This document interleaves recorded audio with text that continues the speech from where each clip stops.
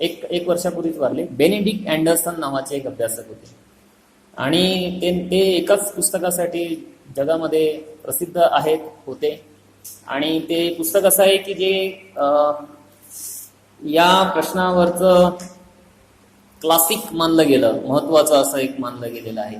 त्या पुस्तकाचं नाव आहे इमॅजिन कम्युनिटीज, कल्पित समूह असं आपल्याला म्हणता येईल त्याला मराठीमध्ये. आणि ते पुस्तक आहे राष्ट्रवादावरती. हे शीर्षक थोडंसं सूचक आहे. त्यांना जे सांगायचं आहे ते या शीर्षकामध्ये पण आलेलं आहे. ते असं म्हणतात की राष्ट्र जे आहे ते कल्पित समूह आहे. आपण स्वतःला राष्ट्रीय परिभाषेमध्ये, राष्ट्रवादाच्या परिभाषेमध्ये आपण स्वतःला व्याख्यांकित करतो तेव्हा एक प्रकारचं कल्पित अशा प्रकारच्या समूहाचे आपण भाग असतो. मी भारतीय म्हणणे आणि तमिळनाडू मधल्या एका माणसाने स्वतःला भारतीय म्हणणे, काश्मीर मधल्या एका माणसाने स्वतःला भारतीय म्हणणे आणि मणिपूर मधल्या एका व्यक्तीने स्वतःला भारतीय म्हणणे, या चारही प्रदेशामधल्या चौघांच्या जीवनामध्ये तसं काही साम्य नाहीये. मी मराठी भाषिक असेल, मी पुरुष असेल, मी एका विशिष्ट धर्माचा असेल, जातीचा असेल, मी विशिष्ट प्रदेशामध्ये राहत असेल, काश्मीर मधल्या व्यक्तीला पण हे सगळं आहे की काय काय असेल वगैरे, तमिळ आणि मणिपूर मधल्या पण आहे. तर आम्ही चौघांनी सुद्धा मला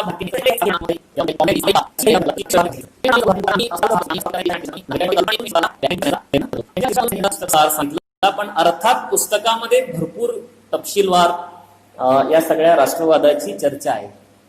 या पुस्तकाच्या शीर्षकामध्येच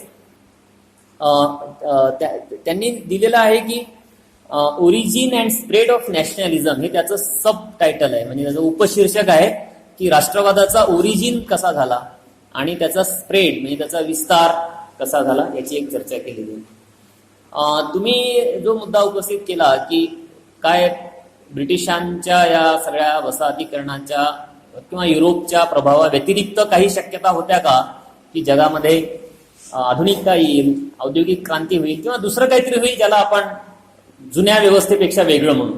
कदाचित या आधुनिक भांडवलशाही पण नसती ती आणि औद्योगिक क्रांती पण नसती, दुसरंच काही असतं, असं काही शक्यता होत्या का? तर ह्या शक्यता आपण नेहमीच डिसमिस म्हणजे त्याला नकारण्याचं काही कारण नाही.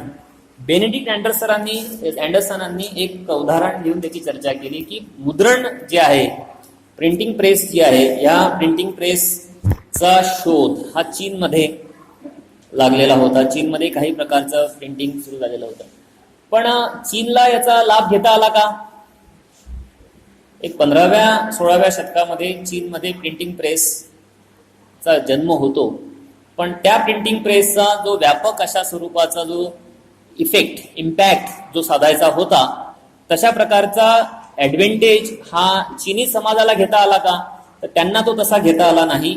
ही चीनमध्ये इन्व्हेंट झालेली गोष्ट इंग्लंडमध्ये नेण्यात आली आणि बेनेडिक्ट अँडरसन असं म्हणतात की नंतरचं जे सगळं युरोपचा जो विकास आहे त्याच्यावरती मोठा प्रभाव हा मुद्रणाचा होता, म्हणजे प्रिंटिंगचा होता, प्रेसचा होता. आणि मग प्रिंटिंगच्या माध्यमातून कशा प्रकारचा भाषिक व्यवहार आकाराला येतो, राष्ट्र कसा आकाराला येतं, राष्ट्रवाद कसा आकाराला येतो आणि त्याच्यामध्ये संपूर्ण विचार प्रणाली जी तुम्ही काल चर्चा केली असेल की विशिष्ट अशा प्रकारच्या विचार प्रणाली आणि त्या विचार प्रणालीच्या माध्यमातून समाजामध्ये अस्तित्वात असलेल्या संस्थांच्या प्रति अधिमान्यता कशी निर्माण केली जाते ह्याची चर्चा बेनेडिक्ट अँडरसन यांनी केली. सोशल सिस्टम्स ज्या समाजामध्ये असतात, सामाजिक संस्था व्यवस्था ज्या समाजामध्ये अस्तित्वात असतात, त्यांना अधिमान्यता पाहिजे असते. अधिमान्यतेशिवाय सामाजिक संस्था अस्तित्वात येऊ शकत नाहीत आणि टिकू शकत नाहीत. पितृसत्ता जर समाजामध्ये अस्तित्वात असेल आणि दीर्घकाळ जर ती अस्तित्वात असेल तर अधिमान्यतेशिवाय ती अस्तित्वात येत नाही. मी आता वर्ध्यामध्ये सकाळीच ते पुन्हा गाडगीळ अँड सन्सची जाहिरात पाहिली की माझे मंगळसूत्र माझा स्वाभिमान. तर मंगळसूत्र स्त्रियांच्या गळ्यामध्ये का आहे? कारण मंगळसूत्रात च्या प्रती मोठी अधिमान्यता समाजामध्ये आहे. आणि ही अधिमान्यता मंगळसूत्राला कुणी दिलेली आहे? तर ती स्त्रियांनीच दिलेली आहे. पुरुषांनी ती दिलेली आहे असं नाही आहे, ब्राह्मणांनी ती वरून दिलेली आहे असं नाही. त्यांनी स्त्रियांनी मंगळसूत्र स्वीकारावं, मनापासून स्वीकारावं, यासाठीची एक तयारी, वैचारिक अशा प्रकारची एक मानस, असं एक पोषक असं वातावरण समाजामध्ये तयार केलेलं आहे, ज्यामध्ये स्त्रिया मंगळसूत्र स्वीकारतात आणि मंगळसूत्राविषयीच्या ज्या धारणा आहेत, सौभाग्य वगैरे, ह्या सगळ्या धारणांसह त्या समाजामध्ये जगत असतात. म्हणजे पितृसत्ता ही अस्तित्वात राहण्यासाठी किंवा तिचं सातत्यपूर्ण अस्तित्व ठेवण्यासाठी एक विशिष्ट अशा प्रकारची अधिमान्यता ही समाजामध्ये आवश्यक असते. मुद्रणाने काय केलं? बेनेडिक्ट अँडरसन असं म्हणतात की मुद्रणाने ती भूमिका अदा केली की त्यांनी विशिष्ट अशा प्रकारची नॅशनॅलिटी, विशिष्ट अशा प्रकारचा राष्ट्रवाद, राष्ट्र आणि राष्ट्रवाद याच्या विषयीचा संपूर्ण विचार व्यूह, एक प्रकारचं व्यवहार विश्व, एक प्रकारचं चर्चा विश्व, एक संपूर्ण जे विश्व असतं चर्चेचं, अभ्यासाचं, व्यवहाराचं, निगोशिएशनचं, स्वतःला व्याख्यांकित करण्याचं जे संपूर्ण प्रकरण असतं विशिष्ट अशा परिभाषेमध्ये, ते मुद्रणामुळे शक्य झालं आणि मुद्रणाने त्याला आकार दिला. आणि मग प्रिंटिंग प्रेस सोबत विशिष्ट असं राष्ट्रीय साहित्य कसं येतं, न्यूजपेपर्स कसे येतात, नॅशनॅलिटीची संकल्पना कशी येते वगैरे वगैरे, हे बेनेडिक्ट अँडरसन यांनी मांडलं. आता बेनेडिक्ट अँडरसनचा जो सगळा जी मांडणी होती, ही मांडणी युरोपला धरून होती, युरोपला समोर ठेवून होती. आणि त्याचं पहिलं एक ज्याला म्हणता येईल की चिकित्सा ही भारतामध्ये पार्थ चॅटर्जी नावाच्या एका अभ्यासकाने केली. पार्थ चॅटर्जींनी असं मांडलं की राष्ट्रवाद हा कसा आकाराला येतो, ही जी बेनेडिक्ट अँडरसन यांची जी मांडणी आहे, मग ते बेनेडिक्ट अँडरसन यांनी काही प्रमाणामध्ये युरोपमध्ये जे काही घडलं होतं ते जगभर त्याचा प्रभाव कसा राहिला हे मांडण्याचा प्रयत्न केला. म्हणजे आपल्याकडे सुद्धा आपण त्या परिभाषेमध्ये थोडंसं त्या काळामध्ये विचार करायला लागलेले होते लोक. त्याला असं म्हटलं गेलं प्रिंट कॅपिटलिझम, मुद्रण भांडवलवाद असं मांडलं गेलं होतं. प्रिंट नॅशनॅलिझम असं सुद्धा मांडलं गेलं होतं की मुद्रण राष्ट्रवाद, की मुद्रणाची भूमिका खूप महत्वाची. आता खरं तर हे तर दाखवायला पाहिजे. माझ्याकडे त्या एका पुस्तकाचे पूर्ण इमेजेस आहेत की ज्याच्यामध्ये भारत माता हे हिचं जे काही आत्ताचं जे रूप आहे ते तुम्ही बऱ्याच 15 ऑगस्टच्या दिवशी वगैरे इकडे पाहता, तिचं ब्रिटिश काळामध्ये ती विकसित उत्क्रांत होत गेलेलं ते रूप आहे. 19व्या शतकापासून ते मग 1947 आणि मग आतापर्यंत भारत मातेचं एक संपूर्ण विषयीच्या पेंटिंग्स, एक आर्ट ही कशी विकसित होत गेलेली होती, हे खरं तर ते व्हिज्युअल्सच्या माध्यमातून पाहण्याचा सगळा मुद्दा आहे. तर ह्याच्यामध्ये सुद्धा प्रिंट खूप काम करतं आणि प्रिंट हे विशिष्ट असं मानस घडवत होतं. आणि मग बेनेडिक्ट अँडरसनांनी असं सुचवलेलं होतं की याचा रेप्लिका, याचं एक नक्कल ही जगभर झालेली होती. याला पार्थ चॅटर्जींनी थोडंसं आव्हान दिलं आणि पार्थ चॅटर्जी असं म्हणाले की राष्ट्र आणि राष्ट्रवाद याच्या घडवणुकीमध्ये, म्हणजे पार्थ चॅटर्जींचं पुस्तकच राष्ट्रवादावरती आहे. नेशन अँड इट्स फ्रॅगमेंट्स नावाचं एक पुस्तक आहे त्यांचं, राष्ट्र आणि त्याचे तुकडे असं त्याला आपण मराठीत म्हणू शकतो की असं एक त्यांचं शीर्षक आहे पुस्तकाचं. तर या पुस्तकामध्ये त्यांनी एक याला आव्हान दिलं, बेनेडिक्ट अँडरसन यांना आव्हान दिलं आणि त्यांनी असं मांडलं की राष्ट्र जे आहे ते केवळ एक डेरिव्हेटिव्ह डिस्कोर्स, म्हणजे कुणीतरी ते लादलेलं आहे, भांडवलशाहीच्या केवळ प्रभावातून ते तयार झालेलं आहे किंवा प्रिंटच्या प्रभावातून ते केवळ तयार झालेलं आहे, अशा प्रकारची घटना नाहीये. भारतामध्ये तशा प्रकारची ती घटना नाहीये की ती केवळ वसाहतीच्या प्रभावातून किंवा केवळ भांडवलशाहीच्या प्रभावातून किंवा केवळ प्रिंटच्या प्रभावातून ती आकाराला आलेली नाहीये. मग प्रश्न असा बनतो की भारतासारख्या देशामध्ये राष्ट्रवाद हा कसा आकाराला आला, त्याची सुरुवात कशी झाली, त्याचा विकास कसा झाला आणि त्याच्या निर्मितीमध्ये कोणकोणते घटक हे प्रभावी होते, कोणकोणते घटक हे त्याला आकार देणारे होते, त्याला आशय देणारे होते, की राष्ट्रवादाला जो आशय मिळाला 19व्या शतकामध्ये तिच्या म्हणजे विकासाच्या सुरुवातीच्या टप्प्यामध्ये जो काही आशय राष्ट्रवादाला मिळाला तो कुठून मिळाला, त्याच्या एजन्सीज कोणत्या होत्या, त्याची साधनं काय होती, हा प्रश्न हा महत्वाचा प्रश्न आहे असं पार्थ चटर्जी यांनी मांडलं. आणि मग त्यांनी असं मांडलं की 2 फॅक्टर्स त्याच्यामध्ये महत्वाचे होते. एक जे होता तो बाह्यतम घटक होता, एक बाहेरचा घटक होता की जो ब्रिटिश आणि तो सगळा बनतो तो घटक होता, त्याला त्यांनी पूर्णपणे नाकारू ते शकत नाही. दुसरा जो घटक आहे तो अंतर्गत घटक आहे, म्हणजे तो आपला देशी म्हणवला जाणारा असा एक घटक आहे, भारतीय म्हणवला जाणारा असा एक घटक आहे की जो भारताच्या राष्ट्रवादाच्या घडवणुकीमध्ये भागीदारी करतो आहे. भागीदारी करतो आहे म्हणजे तो आपला सहभाग त्याच्यामध्ये देतो आहे, त्याला अर्थ देताना तो त्याची भूमिका अदा करतो आहे, त्याला आशय देताना तो त्याची भूमिका अदा करतो आहे, किंवा त्याचं स्वरूप वगैरे ठरवताना हा भारतीय म्हणवला जाणारा जो वर्ग आहे हा वर्ग त्याच्यामध्ये भागीदारी करतो आहे. म्हणजे असं नाही आहे की एक मॉडेल राष्ट्रवादाचं इंग्लंडमध्ये विकसित झालेलं आहे, जर्मनीमध्ये विकसित झालेलं आहे, फ्रान्स अमेरिकेमध्ये विकसित झालेलं आहे आणि त्याचं रोपण त्याची रुजवणूक ही भारतामध्ये करण्यात आलेली आहे असं घडलं नाही. मग भारतामध्ये काय घडलंय की भारतीय अभिजनांनी त्याच्यामध्ये भागीदारी केलेली आहे. आणि हे जे अभिजन आहेत या अभिजनांना ग्रामशीच्या परिभाषेमध्ये असं म्हणता येईल की एक जैविक बुद्धिजीवी होते. जैविक बुद्धिजीवी म्हणजे असा एक बुद्धिजीवींचा वर्ग, असा एक समाजामध्ये नेतृत्व करणाऱ्या एका गट की जो समाजामधल्या पारंपरिक म्हणवल्या जाणाऱ्या रीतीभाती, जीवन पद्धती, उत्पादन वगैरे जे असतो, विचार, धर्म, संस्कृती वगैरे जे असतो त्याची पाठराखण करतो, त्याचा एक प्रकारे त्याच्या उत्पादनामध्ये महत्वाची भूमिका अदा करतो, किंवा त्याच्या भोवती जी अधिमान्यता आहे ती अधिमान्यता टिकवून ठेवण्यामध्ये तो महत्वाची भूमिका अदा करतो.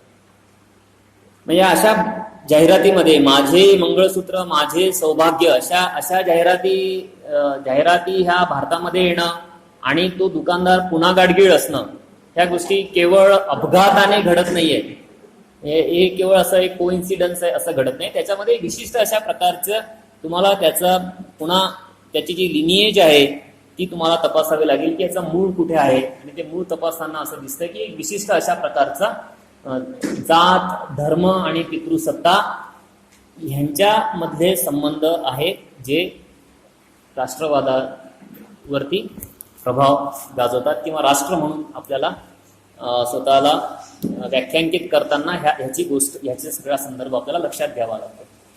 तर हे ग्रामशीच्या भाषेमध्ये जैविक बुद्धिजीवी होते, म्हणजे समाजामधला पारंपरिक असा एक अभिजन वर्ग होता, बुद्धिजीवी वर्ग होता, ज्याच्याकडे ज्ञान होतं, किंवा त्याने दावा केलेला होता की माझ्याकडे ज्ञान आहे, किंवा मी याचं धुरीणत्व म्हणजे याचं नेतृत्व करण्यासाठी मी पात्र आहे, मीच सक्षम आहे, असा म्हणून जो वर्ग होता त्या वर्गाने भारतामध्ये राष्ट्र ही जी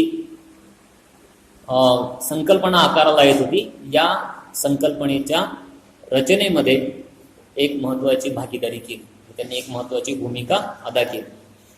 आता भारतामध्ये जेव्हा हे सगळं घडत होतं तेव्हा काय होत होतं की भारतीय जे समाज होता त्या समाजाला ब्रिटिशांमधल्या वेगवेगळ्या प्रवाहांनी तुच्छ लेखलेलं होतं. हे ब्रिटिश हे एकसंध होते का, हा एक थोडासा आपण नीट विचार केला पाहिजे की ब्रिटिश जे काही आपल्यावरती राज्य ब्रिटिशांनी केलं, इंग्लंडमध्ये जे काही लोक असतील 4-5 कोटी जे काही तेव्हा लोकसंख्या असेल, 3-4 कोटी असेल, ती जी काही लोकसंख्या असेल इंग्लंडमध्ये, तर त्यातले जे बुद्धिजीवी असतील, विचारवंत असतील, हे काही सगळेच्या सगळे एकाच पठडीतले एकाच विचारांचे नव्हते. यांच्यामध्ये बरेच अंतर्विरोध होते आणि त्याचाही प्रभाव हा भारतावरती पडत होता. म्हणजे ब्रिटिश मिशनरी होते, ब्रिटिश साम्राज्यवादी होते, ब्रिटिश उपयुक्ततावादी होते, अनेक प्रकारचे प्रवाह हे ब्रिटिश अभ्यासकांमध्ये, बुद्धिजीवींमध्ये, विचारवंतांमध्ये काम करत होते. पण यांनी साधारणपणे भारताची जी मांडणी केलेली होती ती एक नकारात्मक पद्धतीची मांडणी होती. नकारात्मक म्हणजे की आपण त्याला नकारात्मक म्हणू शकतो, त्यांना राष्ट्रवाद्यांनी नकारात्मक म्हटलेलं होतं. की त्यांनी भारताविषयी जी मांडणी केली होती ती अशी होती की भारत हा बुरसटलेला आहे, भारत हा मागास आहे, भारत हा स्त्रियांना जाळणार आहे. म्हणजे जर मुद्दा सतीचा असेल की जो त्याच्यामध्ये महत्वाचा होता 19व्या शतकाच्या सुरुवातीला, की भारत काय आहे, तर भारत हा स्त्रियांना तुच्छ लेखणारा देश आहे. मुस्लिमांनी पण केलं, हिंदूंनी पण केलं, ब्राह्मणांनी पण केलं, अशा स्वरूपाची मांडणी. हे वेगवेगळे मतप्रवाह असणाऱ्या समूहांमध्ये सुद्धा एक काहीसं असं एक वाक्यता होती की भारताची जी प्रतिमा होती ती प्रतिमा रेखाटताना त्यांनी भारताला रानटी आणि एक प्रकारचं मागास, अनसिव्हिलाइज्ड, असंस्कृत असं मानलेलं होतं. आणि मग आता भारताच्या पुढे प्रश्न होता की भारतीय जे अभिजन होते ते भारतीय अभिजन भारताच्या या प्रकारच्या मांडणीला कसा प्रतिसाद देतात. कारण असं होतं की ते भागीदार होते सत्तेमधले, ब्रिटिशांचे ते भागीदार होते. मी तुम्हाला टाटाचं उदाहरण दिलं, म्हणजे टाटाच नव्हते, सगळे ब्राह्मण, सगळे जमीनदार, जवळपास सगळे हे ब्रिटिश सत्तेमध्ये कुठल्या ना कुठल्या प्रकारची भागीदारी ते करत होते. एक केम्ब्रिज स्कूल आहे भारतीय इतिहास लेखनामधली, त्या स्कूलचे एक मोठे इतिहासकार होते C.A. बेली नावाचे. ते पण वारले 2 वर्षांपूर्वी. पण C.A. बेलींनी एक पुस्तक लिहिले, त्याचं शीर्षक आहे एम्पायर अँड इन्फॉर्मेशन नावाचं. आणि या पुस्तकामध्ये त्यांनी 18वा शतक समोर ठेवून लिहिलंय की ब्रिटिशांनी भारतामध्ये कसं माहितीगारांचं, इन्फॉर्मर्स ज्याला म्हणतात, त्यांचं जाळं विणलं होतं. आणि हे सगळे इन्फॉर्मर्स हे उच्च जातीय होते. त्यामुळे वरच्या जाती ज्या होत्या त्या ब्रिटिश पूर्ण वसाहतवाद्यांच्या त्या भागीदार जाती होत्या. आणि यांच्याविषयीचं एक निवेदन हे ब्रिटिश ओरिएंटलिस्ट लोकांनी केलेलं होतं. ब्रिटिश युरोपमधले जे एक प्राच्य विद्येचे जे अभ्यासक करणारे लोक होते त्यांनी अनेक प्रकारचे शोध लावून किंवा त्या प्रकारच्या शोधांना शोध म्हणून त्यांनी असं म्हटलेलं होतं की भारतातल्या ज्या उच्च जाती आहेत त्या आमचे बांधव आहेत. संस्कृत विषयीचा शोध, विलियम जोन्सने संस्कृत विषयीचं जे शोध म्हणजे जो संशोधन केलं, ज्याच्याविषयी लेख लिहिले आणि सांगितलं की हे एक विशिष्ट अशी एक भाषा होती जी इंडो युरोपियन भाषा होती आणि तिचं युरोपमधलं रूप हे लॅटिन होतं आणि भारतामधलं रूप जे हे संस्कृत होतं. आणि मग याचा आधार घेऊन नंतरचे 5-50 वर्षाचं जे सगळी जी मांडणी आहे त्याच्यामध्ये असं होतं की भारतामधल्या वरच्या जाती आणि युरोपमधले आर्य आणि किंवा तत्सम जे वंशाचे लोक आहेत, विशिष्ट जे मूळ युरोपियन जे आहेत, ते एकमेकांचे त्यांच्याशी काहीतरी संबंध आहे. त्याला लॉस्ट ब्रिथ्रेन असं त्यांनी म्हटलं की आम्ही हरवलेले भाऊ आहोत जे आम्ही पुन्हा भेटतो आहोत. अशा प्रकारचा पण एक भाव हा त्याच्यामध्ये दिसतो. दोन्ही प्रकारचा भाव होता की एका बाजूला आपण जुने हरवलेले आहोत, पुन्हा भेटतो आहोत, अशी एक धारणा ब्रिटिश आणि भारतातल्या ब्राह्मणांमध्ये तयार झालेली होती. दुसऱ्या बाजूला ब्रिटिशांनी सत्तेसाठी मात्र यांना हीन लेखलं की तुम्ही मात्र चांगले नाही आहात, तुम्ही कसे आहात बघा, मागास आहात वगैरे वगैरे. तर मग भारतातल्या बुद्धिजीवींना, अभिजनांना ह्या समीक्षेला सामोरं जावं लागलं की आता आपण काय प्रकारचा याला प्रतिक्रिया द्यायची. ब्रिटिशांच्या लेखनामध्ये पण एक पुरुषी संपूर्ण धाटणी होती की त्यांनी भारतीय पुरुषांना पुरुषार्थ नाही अशा स्वरूपाचं देखील एक डिवचणारं अशा प्रकारचं इतिहास लेखन त्यांनी केलेलं होतं की भारतामध्ये जे राजे होते ते निपुत्रिक मरत असत, मग ते दत्तक घेतले जात असत आणि मग हे दत्तक विधान बाद ठरवलं ब्रिटिशांनी आणि ते राज्य, छोटी छोटी राज्य ही साम्राज्याचा भाग बनवली. तर पुरुषार्थाचा अभाव दोन्ही अर्थाने, म्हणजे फिजिकली सुद्धा पुरुषार्थाचा अभाव आहे की तुम्ही निपुत्रिक निसंतान मरता. दुसरा असा आहे की तुमच्यामध्ये ती कर्तबगारी नाही आहे जी आमच्यामध्ये जी कर्तबगारी आहे. हे भारतातल्या पुरुषांच्या पुरुषार्थाला दिलेलं त्यांनी आव्हान होतं. त्याला सुद्धा भारतीय जे अभिजन होते त्या अभिजनांना याही त्यांना जे आरोप जो त्यांच्यावरती करण्यात आलेला होता, त्यांच्यावरती टीका करण्यात आलेली होती, ह्या टीकेला त्यांना सामोरं जावं लागणार होतं. आणि ते गेलेत. ते सामोरं असताना मग त्यांनी काय केलं, तुम्ही जर बंकिमचंद्र चट्टोपाध्याय, रानडे यांचं जर लेखन वाचलं, विवेकानंद नंतरच्या काळामधले, यांच्या लेखनामध्ये काय येतं, यांच्या लेखनामध्ये येतं की प्राचीन अशा प्रकारच्या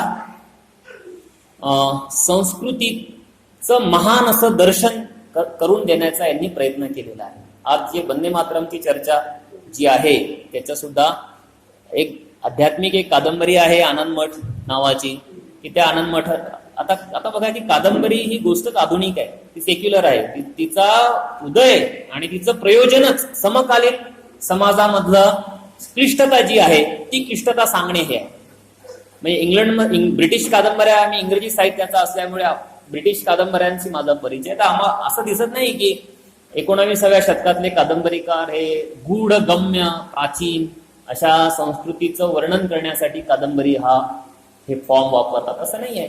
तुम्ही भांडवलशाहीचं चित्रण बटबटीत जे काही तिचं जे रूप होतं घाणेरडं, काय म्हणता येईल त्याला, की अतिशय उंगळ असं जे रूप होतं इंग्लंड मधल्या कामगार वस्त्यांचं वगैरे, जसं आपण गॉर्कीच्या कादंबरीमध्ये वाचतो आई, त्याच्या आधी गॉर्कीच्या आधी ते चार्ल्स डिकेन्स हा एक कादंबरीकार होता. त्याने त्याच्या अनेक कादंबऱ्या लिहिल्या, त्याच्यामध्ये लंडन आणि त्या परिसरामधलं जे कामगारांचं जीवन आहे ते चित्तारलेलं आहे. आपल्याकडे असं घडलं नाही. आपल्याकडे धर्म आणि याचा प्रभाव भारतीय जैविक बुद्धिजीवी मी त्याला म्हणतो त्यांच्यावर एवढा होता की त्यांनी नेहमी प्राचीन अशा समाजाच्या गौरवाची भूमिका घेतली. आणि आनंद मठमध्ये सुद्धा ते आले की संन्यासांचं बंड घेऊन एक कादंबरी उभी राहते आणि मग संन्यासी आणि मग सगळं राजकारणाचं आध्यात्मिकीकरण करण्याकडे सगळा तो कल हा कादंबऱ्यांचा सुद्धा होता. कादंबऱ्यांमध्ये ते सुद्धा ते सगळं ते येत होतं. तर ही जी प्रतिक्रिया गेली इकडून, मी रानडेंचं नाव घेतलं, विवेकानंदांचं नाव घेतलंय, बंकिमचंद्र चट्टोपाध्याय, असे खूप खूप मोठी यादी बनवता येईल की यांनी काय केलं की प्राचीन जो भारत आहे त्या प्राचीन भारताच्या प्रती एक महानपण चिटकवलं की तो महान होता. आणि त्यांनी दिमतीला कोण घेतले तर युरोपमधलेच लेखक घेतले की ज्यांनी प्रबोधनाच्या काळामध्ये प्राचीन अशा ग्रीक वगैरे संस्कृतीच्या पुनर्निर्माणाची भूमिका घेतली होती. तुम्ही जर 15व्या शतकाचा 16व्या शतकाचा युरोपचा जर इतिहास वाचला तर हे दिसतंय की एक पुनर्जनन आहे, एक रिफॉर्मेशन आहे आणि एक रिव्हायवल आहे, म्हणजे पुनर्निर्मिती आहे की प्राचीन काळाच्या समाजाची, कलेची, वाङ्मयाची वगैरे पुनर्निर्मिती, पुन्हा एकदा आपल्याला ते निर्माण करता यायला पाहिजे अशी एक आस आहे. आणि मग त्याचा दाखला घेऊन भारतातले हे सगळे लोक वारंवार असं सांगतात की आम्ही आज चांगले नसू पण आम्ही प्राचीन काळामध्ये मात्र आदर्श होतो.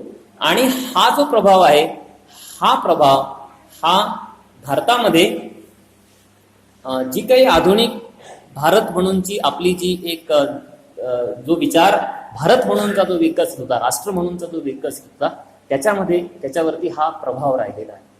मग प्राचीन आणण्यामध्ये काय झालं की गीतेचं काय म्हणता येईल त्याला की रिव्हायवल झालं, त्याचं एक पुनरुज्जीवन झालं. आणि मग ही विस्मृतीत गेलेलं जे एक टेक्स्ट आहे, जे काही आम लोकांच्या जगण्याचा आणि कॉन्शियसनेसचा भाग नव्हतं, ते एक ग्रंथ म्हणून भारतीय समाजाचा किंवा हिंदू धर्माचा एक धर्मग्रंथ म्हणून तो पुढे आला. आता हे एक युरोपच्या प्रभावामध्ये घडत होते की जसं धर्माला धर्मग्रंथ पाहिजे तसा भारतीय हिंदू धर्माला पण धर्मग्रंथ पाहिजे. आणि मग तो धर्मग्रंथ कोणता तर मग भगवद्गीता हे 19व्या शतकामध्ये विकसित झालेलं रूप आहे भगवद्गीतेचं हे की हे हिंदू धर्माचं टेक्स्ट आहे. तसं 18व्या शतकामध्ये नाही, तसं 17व्या शतकामध्ये नाही. तुम्हाला एव्हिडन्स दिसत नाही की भगवद्गीता हा हिंदू धर्माचा अधिकृत अशा प्रकारचा ग्रंथ आहे. अशा प्रकारची चर्चा ही 17व्या 16व्या 15व्या 18व्या शतकामध्ये दिसत नाही, पण ती 19व्या शतकामध्ये येते आणि 20व्या शतकामध्ये ती स्थिर होते. याचं कारण की ज्या पद्धतीने भारतीय अभिजन हे ब्रिटिश टीकेला प्रतिसाद देत होते त्याच्यामध्ये प्राचीन म्हणवल्या जाणाऱ्या समाजाचा गौरव, त्याच्यामध्ये आदर्श समाज व्यवस्था शोधणे किंवा ती आहे तसा दावा करणे हे 19व्या शतकामध्ये अनेक अभ्यासकांनी केलं, इतिहासकारांनी केलं. आणि त्याचा प्रभाव हा राष्ट्रवादाच्या चर्चेवरती खूप मोठा होता. तो कसा होता याचं एक उदाहरण आपण घेऊ की भारतामध्ये स्त्री प्रश्नाची चर्चा खूप मोठं रूप धारण तिने जे केलं ते सती प्रश्नावरून केलं 19व्या शतकाच्या सुरुवातीला. आणि तोपर्यंत स्त्रियांचा प्रश्न हा राष्ट्रीय प्रश्न आहे अशी समज नाहीये. म्हणजे राजाराम मोहन रॉय यांच्या आधी स्त्री प्रश्न हा एक खूप मोठा नॅशनल क्वेश्चन आहे, तो सर्व जाती धर्माच्या स्त्रियांचा प्रश्न आहे वगैरे वगैरे, अशी काही समज नव्हती. ती समज आली सतीच्या मुद्द्यावरून. आणि ब्रिटिशांनी सतीचा प्रश्न हा महत्वाचा प्रश्न का केला, हा एक प्रश्न आहे. म्हणजे आपण सगळे टेक्स्टबुक मध्ये वाचतो की सतीची चाल ब्रिटिशांनी बंद केली, बेंटिंग नाही केली, अशी केली तशी केली. राजाराम मोहन रॉय त्यांनी खूप मोठी चळवळ केली, सती संपली, बरं झालं, छान झालं असं आपल्याला वाटतं. पण त्याच्यामध्ये भरपूर गफलती आहे. उदाहरणार्थ असे की सतीचा प्रश्न हा भारताचा खूप महत्वाचा प्रश्न होता का, की घरोघरी गावोगावी स्त्रिया बेधडकपणे सती जात होत्या. वर्ध्यामध्ये यावर्षी 25 स्त्रिया सती गेल्या. असं घडलं का 1820 साली? या वर्ध्यापासून एक छोटं गाव आहे कुठलं तरी XYZ नावाचं, आणि त्या गावामध्ये मागच्या वर्षी 10 मृत्यू झाले, 8 स्त्रिया सती गेल्या, असं काही घडलेलं नव्हतं. तरी देखील सतीचा प्रश्न हा एक नॅशनल क्वेश्चन म्हणून पुढे आणला गेला. याच्या मागे खूप प्रकारचे हितसंबंध होते. एक हितसंबंध काय होता की भारतीयांवरती प्रभाव जो ब्रिटिशांना निर्माण करायचा होता, त्याच्यामध्ये भारतावरचं वर्चस्व कोणाचं होतं? ब्राह्मणांचं होतं. आणि ब्राह्मण जे जे काही करतील त्याच्या प्रभावामध्ये भारतीय होते. आणि मग या ब्राह्मणांच्या प्रभावाचा निराश करणे हे ब्रिटिश मिशनऱ्यांना आवश्यक होतं ख्रिश्चन धर्माचा प्रसार करण्यासाठी.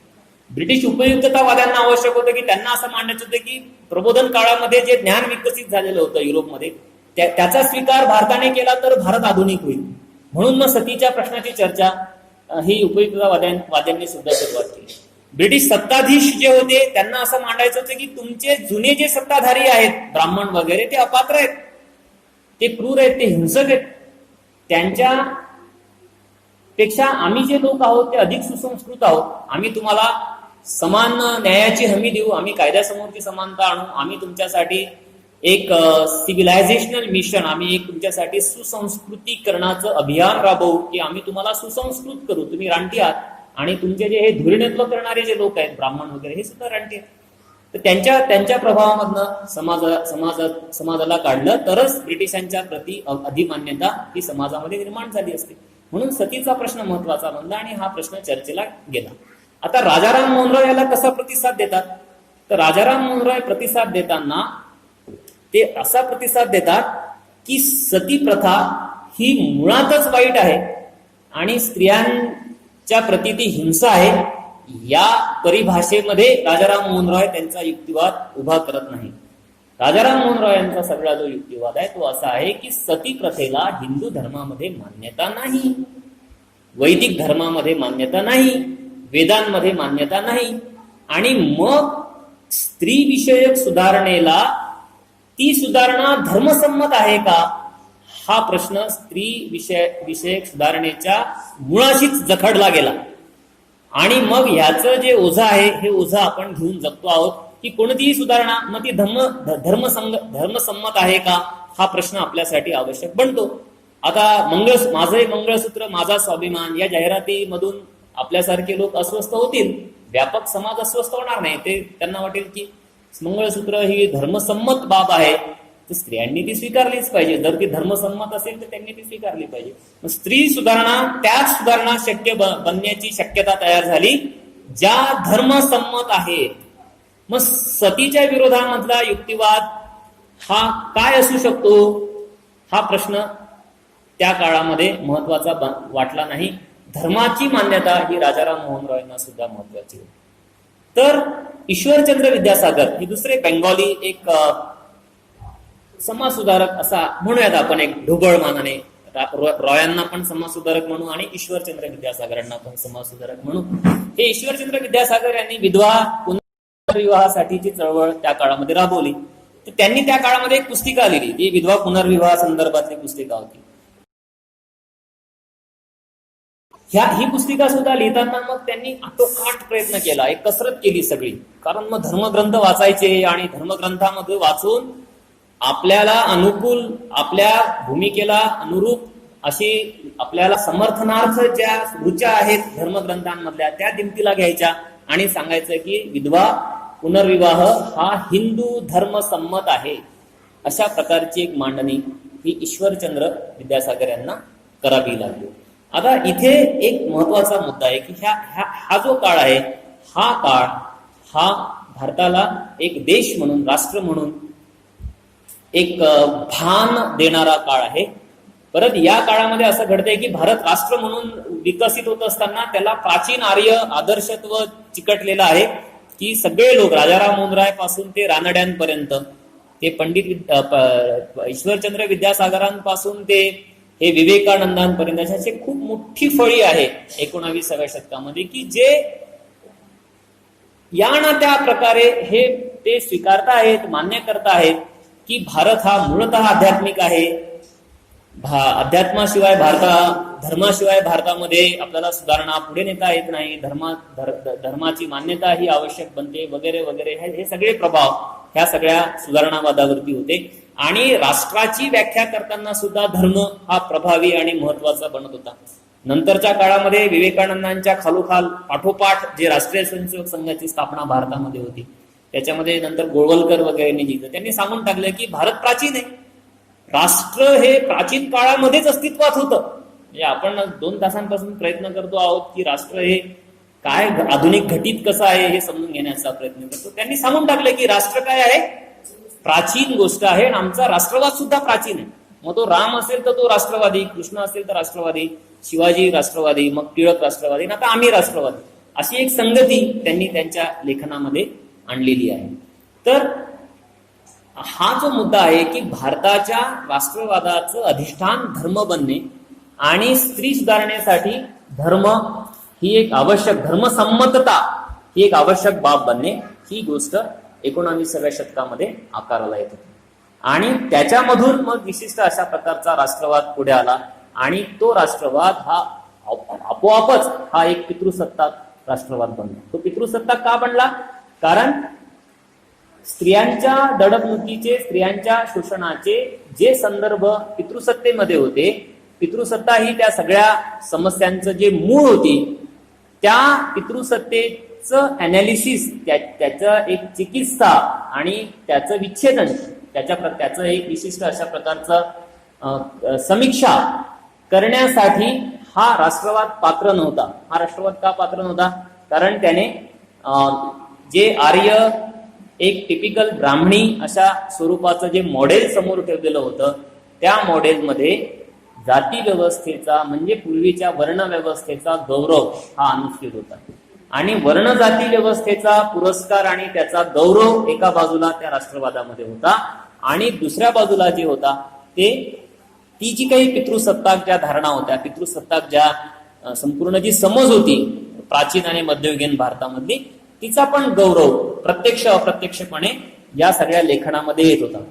तो अप्रत्यक्षपणे किंवा प्रत्यक्षपणे कसा येत होता हे आपण एक उदाहरण घेऊन बघूयात. की पंडिता रमाबाई ह्या एक सुधारणावादी लेखिका म्हणून आपल्याला माहिती आहे. त्यांच्यावरती ब्राह्मणांनी खूप टीका केली, भयंकर, 2 कारणांसाठी केली. पहिल्यांदा जी केली त्या संस्कृत शिकल्या म्हणून केली, आणि दुसऱ्यांदा जी केली ते ख्रिश्चन धर्म स्वीकारला म्हणून केली. पण ह्या सगळ्या धुमश्चक्रीमध्ये पंडिता रमाबाईंनी स्त्रियांसाठी नीतिमत्ता या आशयाचं एक पुस्तक लिहिलं, आणि त्या पुस्तकामध्ये सुद्धा पंडिता रमाबाईंवरती आपल्याला हा प्रभाव खूप दिसतो, पितृसत्ताक प्रभाव खूप दिसतो, की जिथे त्या पती हा स्त्रियांचा मार्गदर्शक कसा आहे, तो तुमच्या जीवनामध्ये तुमचा महत्वाचा गाईड म्हणजे मार्गदर्शकाची भूमिका कशी अदा करतो, आणि मग त्याच्या रिलेशनमध्ये पत्नीची काय कर्तव्य वगैरे बनतात, ह्याची चर्चा ही पंडिता रमाबाईंनी त्या पुस्तकामध्ये केली. आता पंडिता रमाबाई कोण आहेत? ह्या एक सुधारणावादी बंडखोर अशा प्रकारच्या लेखिका आहेत, की ज्या सुरुवातीला संस्कृत शिकतात, त्यांच्या वडिलांमुळे अर्थात, पण नंतर त्या ख्रिश्चन धर्म स्वीकारतात, हिंदू धर्माशी झगडा उभा करून. पण त्याही लेखिकेच्या मनावरती प्राचीन आणि आर्य स्त्रीचा आणि आर्य संस्कृतीचा प्रभाव हा त्या काळामध्ये मोठा होता. हा का होता? कारण हा जो सगळा जो विचार प्रवाह होता, या विचार प्रवाहामध्ये वर्ण आणि जाती व्यवस्था नावाची संपूर्ण जी काही व्यवस्था होती, हिला जो धक्का बसत होता ब्रिटिशांच्या आगमनातून, या धक्क्यातून त्यांना स्वतःला सावरायचं होतं. त्यातून त्यांना वर्णजाती व्यवस्था ही कोलमडून पडावी अशी काही भूमिका या विचार प्रवाहाची नव्हती. म्हणजे ती रॉयांपासून ते विद्यासागरांपासून ते तुम्ही या विवेकानंदांपर्यंत विचारता की तशा प्रकारची ती काही त्यांची धारणा नव्हती की हे सगळं कोलमडून पडलं पाहिजे, वर्णजाती व्यवस्था ही कोलमडून पडली पाहिजे. म्हणजे दोन प्रकारचे प्रभाव खूप मोठे होते सुधारणावादी किंवा इतर पुनरुज्जीवनवादी चळवळीवर. एक जो होता तो की त्यांना जुनी वर्ण जाती व्यवस्था ही कोलमडून पडावी अशा प्रकारची काही भूमिका त्यांनी घेतलेली नव्हती ना, त्यांना ती मान्य नव्हती. कारण ते असण्यामध्ये त्यांचे हितसंबंध होते. ते ज्या समूहाचं प्रतिनिधित्व करत असत ते वर्ण जाती व्यवस्थेचे लाभार्थी सगळे समूह होते. म्हणजे टिळक खुतीच्या प्रश्नाच्या वेळी टिळकांनी खोतांची बाजू घेतली, सावरकरांनी खुती प्रश्नाच्या वेळी खोतांची बाजू घेतली. खोत हे मुख्यतः चित्पावन ब्राह्मण कोकणामधले जे मोठे जमीनदार बनलेले होते उत्तर पेशवाईच्या काळामध्ये, आणि जमिनीचं मोठं केंद्रीकरण हे खोतांकडे झालेलं होतं. त्या टिळकांचे एक मेहुणे हे मुंबईमध्ये मोठे वकील होते, मंडलिक नावाचे. त्यांनी ते वकीलपत्रच घेतलं खोतांचं त्या काळामध्ये, आणि ते खुतीच्या बाजूने उभे राहिले. हे बाबासाहेब आंबेडकरांनी खुतीची चळवळ सुरू करण्यापूर्वीचा डिबेट आहे हा, की ज्याच्यामध्ये हे मंडलिक, सावरकर, टिळक हे राष्ट्रीय चळवळीचे नेते त्या काळामधले म्हणून घ्यायचे स्वतःला. हे खोतांचे समर्थक होते. खोती ही एक जाती व्यवस्थेचा आधार असलेली जमीनदारशाही होती कोकणामधली, आणि हे कोकणामधले टिळक आणि मंडलिक हे कोकणामधले होते. सावरकर देशस्थ देशाकडचे होते. पण त्यांनी बाजू जी घेतलेली होती ती जाती व्यवस्थेवर उभी राहिलेली जी जमीनदारशाहीची होती. याच्यामध्ये मुख्यतः ब्राह्मण हे जमीनदार होते, आणि उरलेले सर्व जे जाती होत्या म्हणजे भंडारी असतील, आगरी असतील, कुणबी असतील, महार असतील, ह्या बहुतेक कोकणामधल्या ओबीसी आणि अस्पृश्य जाती ह्या कुळ म्हणून काम करत होत्या. तर प्रत्यक्ष व्यवहारामध्ये ह्यांचे हितसंबंध जे होते ते हितसंबंध हे वरच्या जातींच्या बाजूचे होते. त्यांनी वरच्या जातींची कड घेतलेली होती. म्हणजे त्यांनी आपलं कौल त्यांच्या बाजूने टाकलेला होता. कुणी ह्या सगळ्या राष्ट्रवादाचं प्रभाव म्हणजे धुरीणत्व करणारे, त्यांचं नेतृत्व करणारे जे लोक होते त्यांनी. मुस्लिम सुद्धा जे समूह होते ते याला म्हणजे अपवाद नव्हते. मुस्लिमांची सगळी जी चळवळीची जी सुरुवात होते ते सर सय्यद अहमद खान यांच्या विचारांपासून होते, यांच्या पुढाकारापासून होते. त्याच्या आधी मुस्लिम म्हणून असं भान, संघटनात्मक भान वगैरे नाहीये. 1857 साली सुद्धा ते बिलकुल नव्हतं. तसं जे होतं ते प्रादेशिक वगैरे असं होतं. पण सर सय्यद अहमद खान यांनी त्याच्यामध्ये एक महत्वाची भूमिका अदा केली, आणि सर सय्यद अहमद खान यांनी त्या काळामध्ये जो मुसलमानांमध्ये जो कॉन्शियसनेस उभा केला त्याच्यामध्ये सर सय्यद अहमद खानांचं एक महत्वाची भूमिका आहे. अलीगड मुस्लिम युनिव्हर्सिटीची स्थापना करण्यामध्ये त्यांची भूमिका होती. नंतर अनेक संघटनात्मक काम त्यांनी केले. त्यांचं अनेक लेखन सुद्धा उपलब्ध आहे. पण जेव्हा मुसलमानांना शिक्षण देण्याचा मुद्दा पुढे आला तेव्हा सर सय्यद अहमद खान असं म्हणाले की जे नीच जातीय मुसलमान जे आहेत, खालच्या जातीचे जे मुस्लिम आहेत, त्यांना शिक्षण देण्याच्या आम्ही बाजूचे नाही आहोत. सर सय्यद अहमद खान आणि टिळक हे जर तुम्ही समकालीन म्हणून जर यांना पाहिलं, आणि ते जर त्यांच्या धार्मिक समूहाचे नेते म्हणून जरी पाहिलं, की टिळकांकडे तुम्ही हिंदू राष्ट्रवादाचा नेता म्हणून पाहिलं, आणि सर सय्यद अहमद खानांकडे जर इस्लामिक नॅशनलिझमचे ओरिजिनेटर, उद्गाते म्हणून जर पाहिलं, तरी सुद्धा या राष्ट्रवादाच्या आवरणाखाली अंतर्गत मात्र ते विशिष्ट अशा उच्च जातवर्गीय समूहाच्या हितसंबंधांची राखण करणारे होते असं आपल्याला दिसतं. ते तुम्हाला टिळकांच्या बाबतीत तर खूपच उदाहरणं तुम्हाला दिसतील की ते पाहता येतं, सांगता येते की ते तसे कसे होते. आणि सर सय्यद अहमद खानांच्या बाबतीत सुद्धा आपल्याला दिसेल की ते स्पष्टपणे म्हणाले की आम्ही काही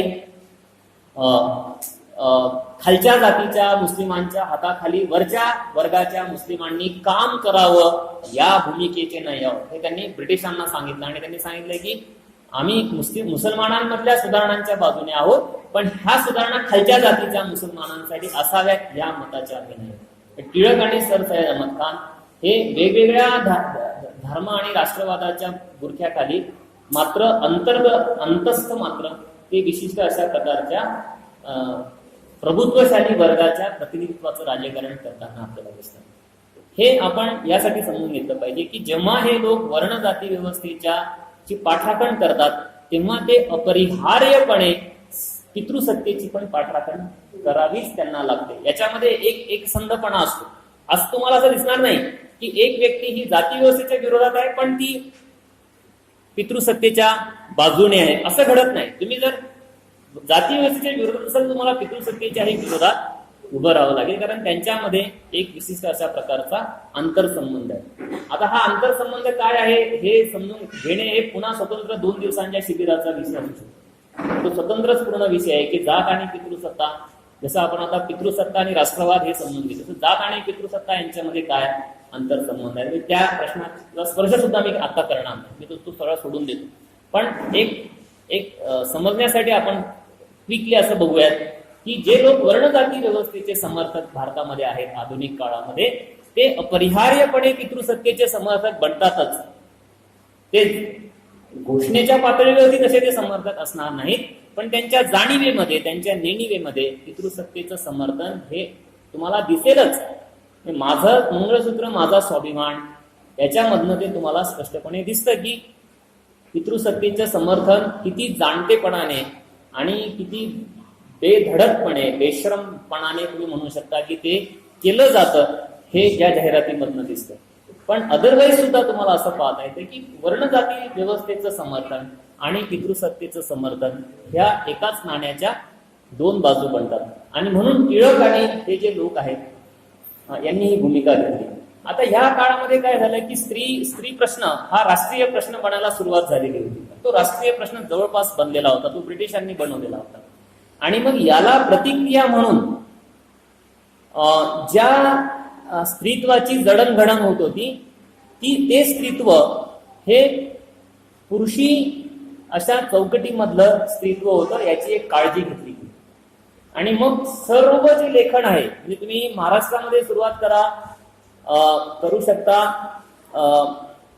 दादाभाई नौरोजी यांच्यापासून, त्याच्या आधी फार जाता येत नाही. बाळशास्त्री जांभेकर तुम्हाला माहिती आहे, बाळशास्त्री जांभेकरांपासून पण सुरुवात करता येईल आपल्याला की बाळशास्त्री जांभेकरांचे विद्यार्थी दादाभाई नौरोजी आहे, ज्यांची 50, 60, 70 वर्षांची कारकीर्द आहे मुंबईमधली.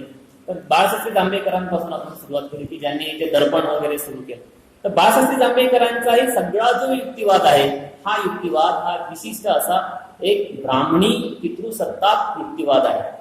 म्हणजे स्त्री शिक्षणाची बाजू तर बाळशास्त्री जांभेकरांनी घेतली, पण कशी घेतली की त्या काळामध्ये ब्रिटिशांच्या सोबत ह्या जो शिकलेला वर्ग जो होता बाळशास्त्र्यांसारखा, ह्यांच्या देखील बायका ह्या क्लबमध्ये जात असत, डान्ससाठी जात असत किंवा सोबत बसत तरी असत सार्वजनिक कार्यक्रमांमध्ये. आणि तेव्हा यांच्या बायका कशा होत्या, खूप कुशीत होत्या. त्यांचं म्हणजे 90% शरीर तर झाकलेलं असायचं, एक तर कपड्यांनी किंवा दागिन्यांनी. तर त्या कशा तरी दिसायच्या, एखाद्या अस्वलासारख्या त्या दिसत असतील, असं काही पुरुषी झालं सगळं पूर्ण. पण ते बाळशास्त्री जांभेकरांना तसंच वाटलं की ह्या स्त्रिया कशा आहेत आपल्या, कशा दिसतात. आणि ती युरोपमधली स्त्री ती आधुनिक अशा पेहरावामध्ये आणि ती आत्मविश्वासाने वावरत असेल. मग बाळशास्त्री जांभेकरांनी स्त्री शिक्षणाच्या साठीचा जो युक्तिवाद केला, त्याच्यामध्ये त्या असं म्हणाले की आमच्या स्त्रिया म्हणजे हंसिनी शेजारे जणू काही बकिनी. म्हणजे ब्रिटिश स्त्री ही हंसिनी सारखी आहे आणि आमची स्त्री ही बगळ्यासारखी तिच्या शेजारी उभी आहे. मग ही स्त्री कशी झाली पाहिजे, तर ती ब्रिटिश स्त्री सारखी ती दिसली पाहिजे. हंसा शेजारी जशी हंसिनी तशी ती आमची स्त्री दिसली पाहिजे. आणि यासाठी मग स्त्रियांचं शिक्षण हे खुलं जातं. आता याच्यामध्ये खूप गोष्टी लपलेल्या आहेत. म्हणजे याच्यामध्ये काही स्त्रियांची उन्नती व्हावी, त्यांच्यामध्ये आत्मविश्वास यावा, त्यांच्यामध्ये स्वाभिमान यावा, त्यांच्यामध्ये स्वची जाणीव यावी, यासाठी शिक्षण द्यावं अशी धारणा नाही आहे. तर धारणा अशी आहे की ब्रिटिश स्त्रिया कशा वागतात ना, आम्ही तर तुमचे भागीदार आहोत ना, आम्ही हरवलेले भाऊ आहोत. तर आम्हाला तुमच्याशी जी भागीदारी करायची असते त्यामध्ये आमच्या स्त्रिया मात्र न शिकलेल्या, मागास, त्यांची पेहराव, त्यांचं सगळं वर्तन त्या म्हणजे काय भुजलेल्या अशा काय म्हणतात त्याला लाजाळू वगैरे अशा प्रकारच्या स्त्रिया असतील. आणि म्हणून मग नव्या स्त्रीची जी चर्चा सुरू होते, ती चर्चा ही स्त्रियांच्या या प्राचीन जी भूमिका आहे पितृसत्ताक रचनेमध्ये जी स्त्री आहे तिला न सोडता तीच तिची चर्चा सुरू होते आणि हे वारंवार मांडलं गेलं. मग या सगळ्यांनी ब्रिटिशांना सांगितलं की स्त्री सुधारणेचा जो प्रांत आहे हा मात्र आमचा अंतर्गत प्रांत आहे. म्हणजे पार्थ चॅटर्जींनी त्याचं वर्णन केलं की 2 प्रकारचे विश्व आकाराला येत होते. एक जे विश्व होतं ते सार्वजनिक विश्व होतं आणि एक जे विश्व होतं ते खाजगी विश्व होतं. आणि मग स्त्रियांचा जो प्रश्न होता तो प्रश्न हा खाजगी विश्वाचा भाग आहे असं मांडण्याचा आटोकाट प्रयत्न या राष्ट्रवाद्यांनी केला. का केला? कारण स्त्रियांच्या पूर्णपणे त्यांच्या व्यक्तिमत्वाचा विकास जर झाला असता, त्यांना स्वची जाणीव झाली असती, त्यांना पितृसत्ता आणि जात आणि धर्म आणि राष्ट्र आणि याचा जर खोलपणा कळाला असता, तर याच्यामधनं पूर्ण जी सोशल ऑर्डर आहे ही सोशल ऑर्डर हिचा विध्वंस झाला असता. त्या सामाजिक सगळ्या रचनेचा स्त्रियांनी विध्वंस केला असता. म्हणून त्याला बाधा न पोहोचवता त्यांना राष्ट्रवाद आणि राष्ट्राची संकल्पना आणायची होती. म्हणून त्यांनी स्त्रियांचा जो प्रश्न आहे तो प्रश्न खाजगी प्रश्न म्हणून मागे ढकलला आणि त्याचा खूप मोठा प्रभाव हा समाजावरती राहिला. पार्थ चॅटर्जींनी असं लिहिलं की ज्या प्रमाणामध्ये राष्ट्रवादाचा विकास झाला त्या प्रमाणामध्ये स्त्री प्रश्न मागे ढकलला गेला. म्हणजे 19व्या शतक हे स्त्री प्रश्नाच्या चर्चेचं शतक आहे. पण नंतर जसा ब्रिटिश विरोधी चळवळी पुढे जातात, ज्या प्रमाणात त्या पुढे जातात त्या प्रमाणामध्ये स्त्रियांचा जो प्रश्न आहे हा प्रश्न मागे ढकलला गेला आणि तो फोरफ्रंटला राहिला नाही. मग फोरफ्रंटला काय आलं? धर्म आला, राष्ट्र आला, देश आला, आणखी काही मुद्दे पुढे आले. ब्रिटिश साम्राज्यशाही विरोधातला लढा आला आणि अंतर्गत जो सगळा मुद्दा होता, स्त्री सुधारणेचा जो मुद्दा होता, तो मात्र मुद्दा हा मागे गेला. मग स्त्रियांना जर पुढे आणायचं असेल तर कशासाठी आणायचं? तर मग राष्ट्रवादासाठी आणायचं. मग गांधी म्हणणार की स्त्री पुढे आली पाहिजे कारण मग ती राष्ट्राच्या निर्मितीचा मोठा आधार आहे, राष्ट्रवादाचा मोठा आधार आहे, राष्ट्राचं एक मोठं साधन ही स्त्री आहे. जसं परंपरेमध्ये सांगण्यात आलं होतं की संस्कृतीचं जी वाहक स्त्री आहे, मग ती संस्कृतीची वाहक स्त्री ही आता राष्ट्रवादाची वाहक बनली. आणि मग जी संपूर्ण स्त्रीची जी चर्चा सुरू झाली नॅशनलिस्ट सगळ्या चळवळीमध्ये, ती मग राष्ट्र आणि राष्ट्रवाद याला धरून ती चर्चा सुरू झाली. याच वर्धा शहरामध्ये एक राष्ट्रसेविका समितीची स्थापना झालेली आहे. तुम्हाला बऱ्याच जणांना माहिती नसेल की राष्ट्रसेविका समिती काय आहे, म्हणून मी तुम्हाला त्याच्याविषयी सांगतो आणि मी माझं हे थांबवेल. तर मी सांगितलं की मी फक्त जुन्या काळाविषयी बोलणार आहे. आधुनिक काळात त्याच्या आधारे तुम्ही समजून घेऊ शकता की आज काय आहे. राष्ट्रसेविका समिती ही एक संघटना आहे भारतामधली, जिचा दावा आहे की ती सगळ्यात मोठी महिलांची संघटना आहे.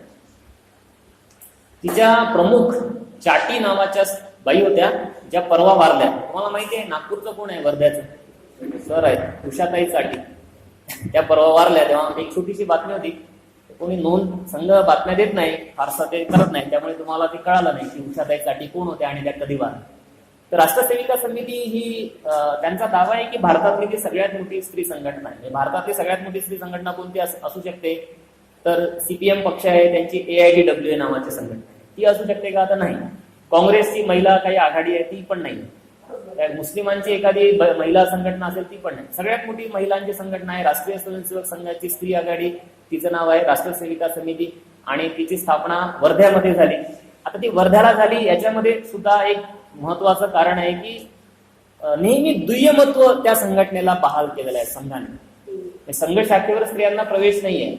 संघाची स्थापना जर नागपूरला होते तर राष्ट्रसेविका समितीची स्थापना वर्ध्यासारख्या छोट्या गावामध्ये केल्याचं घडून आणली गेली.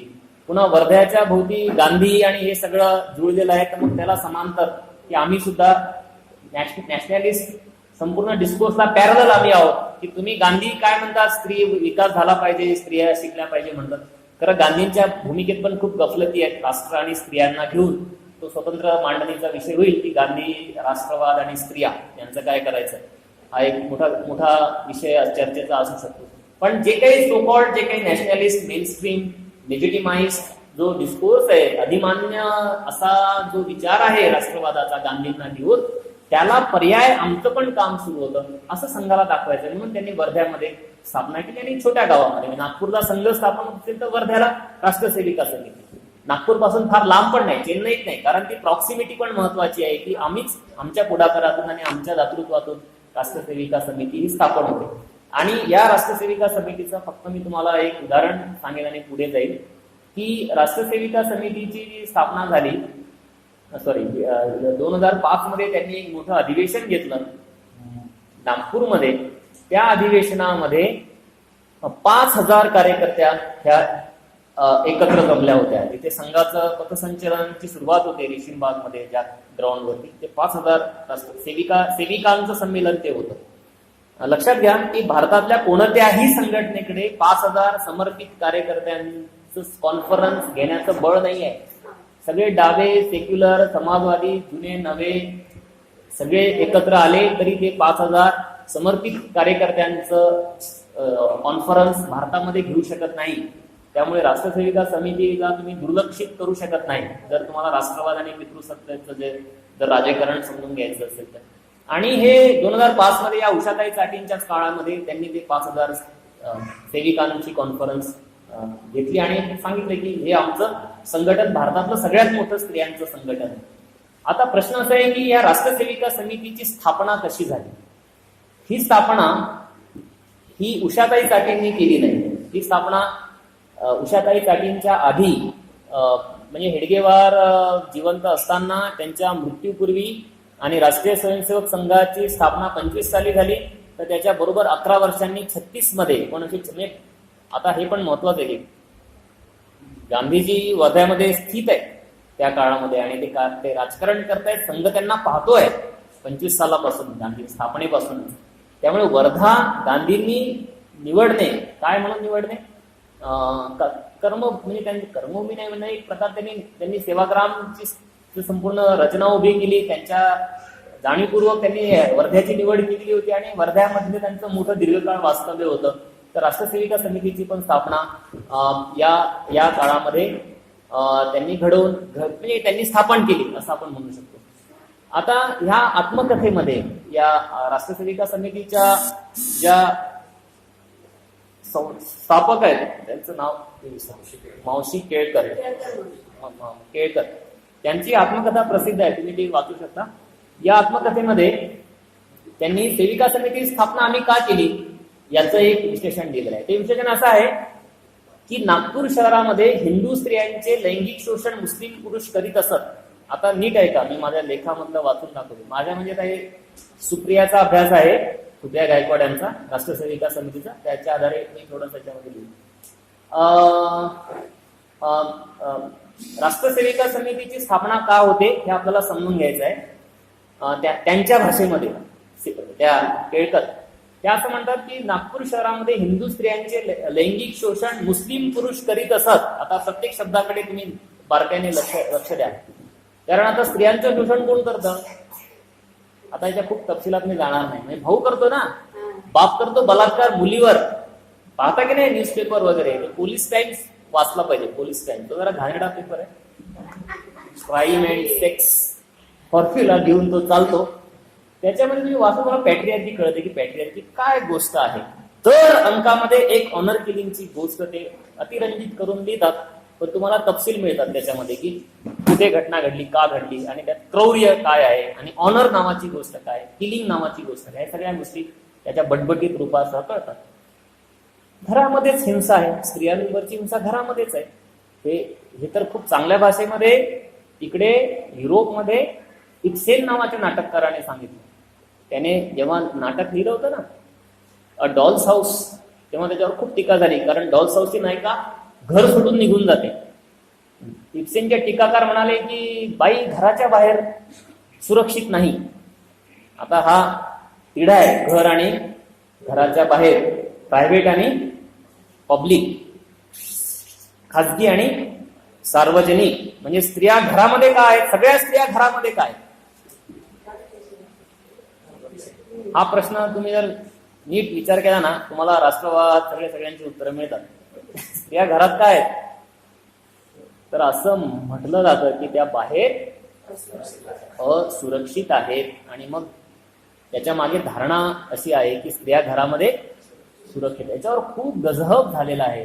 जगामध्ये, युरोपमध्ये. म्हणजे तिकडे इक्सेने नाटक लिहिलं डॉल्स हाऊस, त्यावर इतकी टीका झाली, त्याला ढाकलून दिलं देशातून. एक नाटक लिहिल्याबद्दल एखाद्या लेखकावर काय यावं वाईट दिवस हे इक्सेनहून तुम्हाला कळतं. मग इक्सेनने दुसरं नाटक लिहिलं, त्याच्यामध्ये नाटक लिहून त्याने त्याच्या टीकाकारांना उत्तरले की जर त्या घराच्या बाहेर असुरक्षित आहे तर त्या घरामध्ये सुद्धा असुरक्षित आहे, हे त्याने नाटकातून त्याने सांगितलं.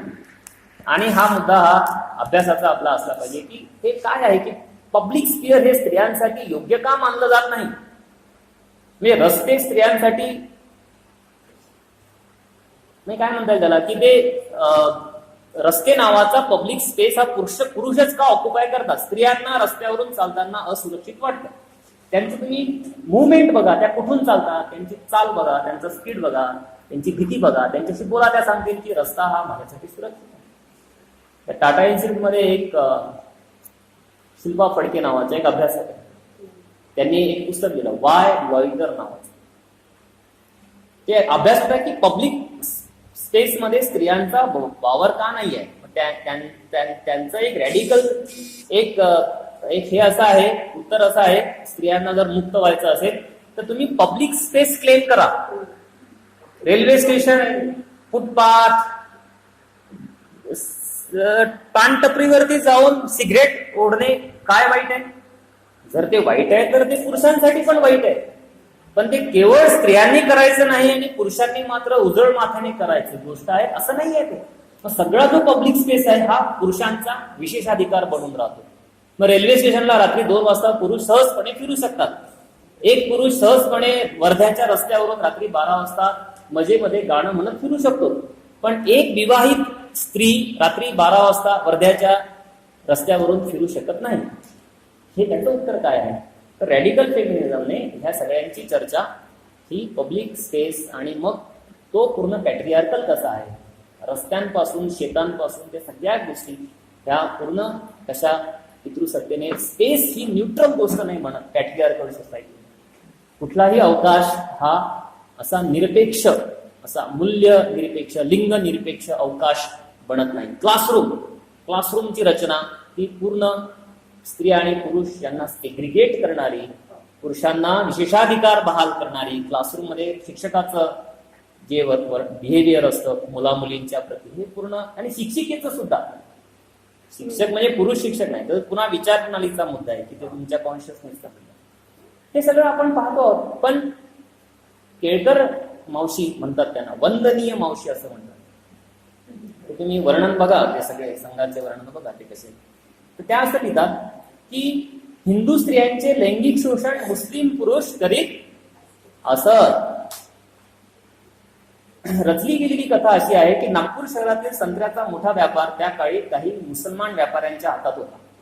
काही व्हेरीफाय केलं पाहिजे, तुम्ही प्रोजेक्ट घ्या छोटे छोटे. खरोखर नागपूरचा संत्र्याचा व्यापार मुस्लिम व्यापाऱ्यांच्या हातात होता का 1920 साली? आजही नाही. व्यापार नाही, ते विकतात रस्त्यावर.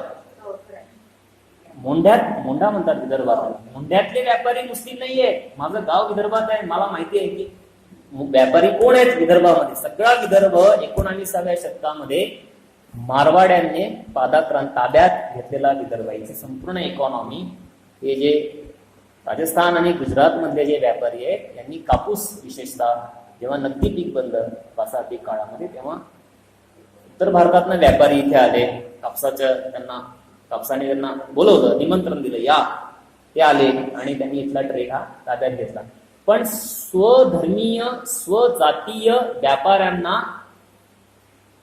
दोषमुक्त करणे हे एक काम मावशींनी केलं आणि त्याच्या जागी एक भ्रामक शत्रूचं रोपण केलं. मुस्लिम व्यापारी होते असं सांगितलं. एक एक शब्द वाक्य नीट पाहिलं पाहिजे. त्यांच्याकडून गरीब महार स्त्रिया चिल्लर विक्रीसाठी संत्री घेऊन जा. दिवसभर विक्री करून आलेल्या पैशातून आलेले कमिशन काढून उरलेली रक्कम त्या स्त्रिया त्या व्यापाऱ्यांना देत. अनेक वेळा कमाई अपुरी असल्यामुळे ह्या स्त्रिया व्यापाऱ्यांकडून अधिकचे पैसे व्याजाने घेत. परंतु रोजच्या कमाईतून हे पैसे फेडणे क्वचितच शक्य होईल. पैसे व्याजाने देताना व्यापारी आपला खरा हेतू पुढे करीत. पैसे देताना अशा अडलेल्या स्त्रियांकडे पैशाच्या मोबदल्यात त्यांच्या तरुण मुलींची मागणी करीत. नाडल्या गेलेल्या स्त्रियांना व्यापाऱ्यांच्या मागणीला होकार देण्याशिवाय गत्यंतर नसे. स्त्रियांची ही लैंगिक शोषणातून मुक्तता करण्यासाठी हिंदू पुरुष अपुरे पडत होते. आता एक कबुली आहे किंवा आमचे जे पुरुष आहेत ते, नाहीतर मग स्त्री संघटनेचं प्रयोजनच बनणार नाही. जर तुम्ही जर मनुस्मृतीसारखं म्हटलात की तुमचा बाप आणि तुमचा नवरा तुमची काळजी घेतो, पंडित रमाबाई पण म्हणतात की बाप नवरा भाऊ काळजी घेतो. केळकर जर असं म्हणाले की RSS will take care of that, की तुम्ही काही करू नका पुरुष तुमचं, तर मग स्त्रियांच्या संघटनेचं कारण म्हणत नाही. पण मग त्या म्हणाले की हिंदू पुरुष जे आहेत ते अपुरे पडत होते. हे त्यांनी त्यांच्या पुस्तकांमध्ये वगैरे हे लिहिले.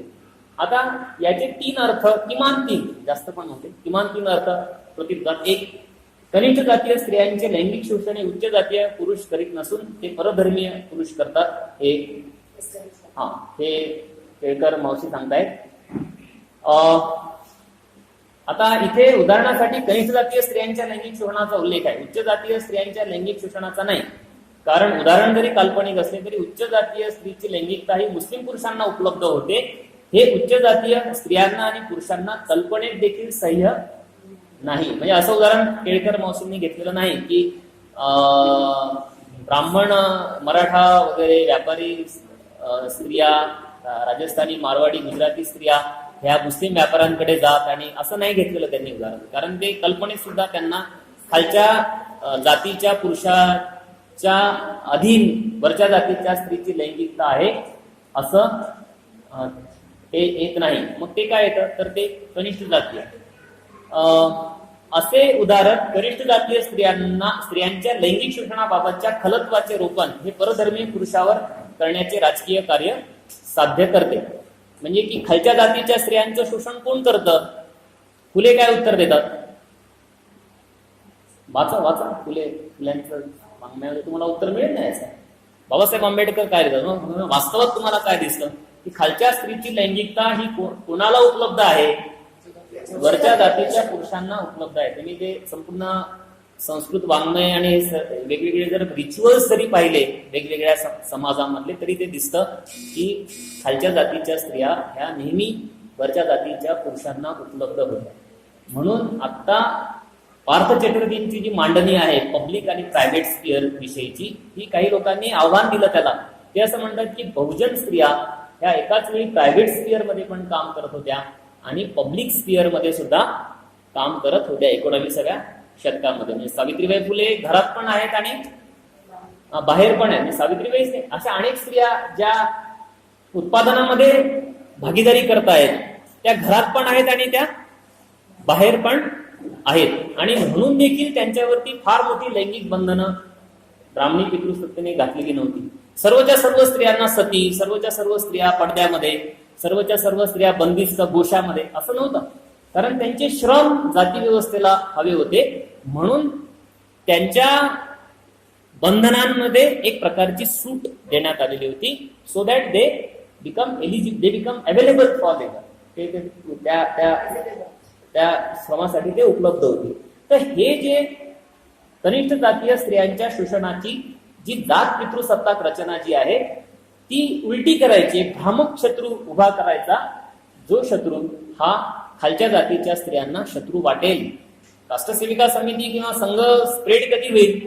ब्राह्मण स्त्रियांचे मुस्लिमांनी अनादर केला असं सांगून नाही होणार. त्यांना सांगायला लागेल की बघा दलित स्त्रिया आहे, ओबीसी स्त्रिया वगैरे खालच्या जातीच्या ज्या स्त्रिया आहेत त्यांचे शत्रू कोण आहेत? ब्राह्मण नाही आहेत तर कोण आहेत?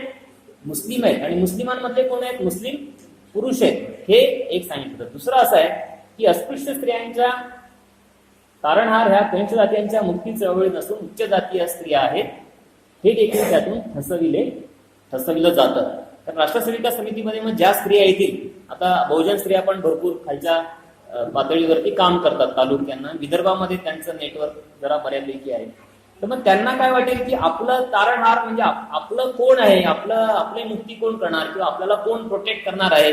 तर उच्च जातीय स्त्रिया ह्या आपल्याला प्रोटेक्ट करतील, त्या आपलं संरक्षण करतील. आता याच्यामध्ये एक प्रकारचं पेट्रोनायझिंग पूर्ण असं एक ऍटिट्यूड दिसतो. दाता याच्यात अशा संबंधांच्या चौकटीमध्ये कनिष्ठ जातीय स्त्रिया आणि वरच्या जातीच्या स्त्रिया ह्या बसवल्या जातात, फिट बसवल्या जातात.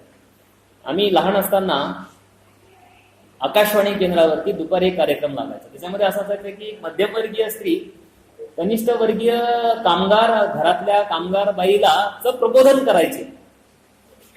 अगं बाई, पाठवलं की नाही मुलीला शाळेत तू? मग ती म्हणायची की तिच्या भाषेत बोलायची की नाही पाठवलं, काय करावं, आम्ही कशाला शिकावं. मग ती बाई म्हणायची की नाही तू शिकाव वगैरे. तर याच्यामध्ये एक दाता याच्यात एक संबंधांमध्ये येतं की वरच्या वर्गाची स्त्री ही खालच्या वर्गाच्या स्त्रीचं प्रबोधन करणार आहे किंवा तिच्या मुक्तीची साधन, तिचं प्रबोधन तिच्या मुक्ती साधन बनणार आहे वगैरे वगैरे, अशा एका विशिष्ट परिभाषेमध्ये ते येतं. ते ह्या केळकर मावशी ते सांगतायत की कनिष्ठ जातीय स्त्रिया ह्या याच्यामध्ये बनतात. आणि तिसरा एक मुद्दा त्याच्यामधनं पुढे येतो तो असा आहे की कनिष्ठ जातीय स्त्रियांच्या मुक्तीचा प्रश्न हा राजकीय, सामाजिक, आर्थिक नाही आहे, तर तो धार्मिक आहे. त्यांना कशापासून मुक्त व्हायचा आहे? तर हा जो परधर्मीय पुरुष जो आहे त्याच्या जाचापासून त्यांना मुक्त व्हायचा आहे. त्यामुळे त्यांना जर मुक्त व्हायचं असेल तर त्या मुक्तीचा जो फॉर्म आहे तो फॉर्म हा धार्मिक संघटना आहे. आणि त्याचा आशय जो आहे तो आशय सुद्धा एकूणच जे धर्माचा जो आशय आहे, धार्मिक संघटनेचा जो आशय तो त्यांच्या मुक्तीचा आशय बनू शकतो, असं एक सूचित त्या याच्यातनं करतात. त्यांनी नंतर त्याच्यामध्ये असं लिहिलं त्या पुस्तकामध्ये केळकरांनी की मग हे आम्ही बघितलं आणि मग आम्ही हेडगेवारांकडे गेलो. त्यांना म्हटलं की आम्ही काय करावं. मग हेडगेवार म्हणाले की तुम्ही संघ असताना तुम्ही स्वतंत्र चळवळीची गरज नाही, पण तुम्हाला जर असं वाटत असेल की असं घडले तर तुम्ही स्वतंत्र संघटना स्थापन करू शकता. मग हेडगेवारांच्या पूर्व परवानगीने वर्ध्यामध्ये राष्ट्रसेविका समितीची स्थापना. तुम्ही याच्यामध्ये एक संगती जर पाहिली तर असं दिसतं की आधुनिक स्त्रीचा जो जन्म होतो आहे या संपूर्ण राष्ट्रीय चळवळीच्या पार्श्वभूमीवर, ती अशी स्त्री आहे जी वरपांगी अर्थाने आधुनिक असेल पण आंतरिक अर्थाने ती पितृसत्ताक धारणा, पितृसत्ताक मूल्य, कुटुंब, धर्म याची ती वाहक असेल. आणि याची हमी, याची खातरजमा ही सुधारणावाद्यांनी ब्रिटिशांना, सुधारणांचं क्षेत्र तुमचं क्षेत्र नाही असं ते निगोशिएशन झाले 19व्या शतकामध्ये. यांनी जे उल्लेख केला स्त्री शिक्षणाचा संघर्ष माझ्या एका पुस्तिकेचा, त्याच्यामध्ये मी खूप दाखले दिले की स्त्रियांना शिक्षण देत असताना तिने तिची होम मेकिंग, गृहिणी म्हणूनची जबाबदारी जी आहे ती जबाबदारी तिने टाळता कामा नये, ती जबाबदारी सोडून देता कामा नये. हे म्हणजे ते कर्वे तर नंतर अगदी ते दर्पणकार जे आहेत विष्णू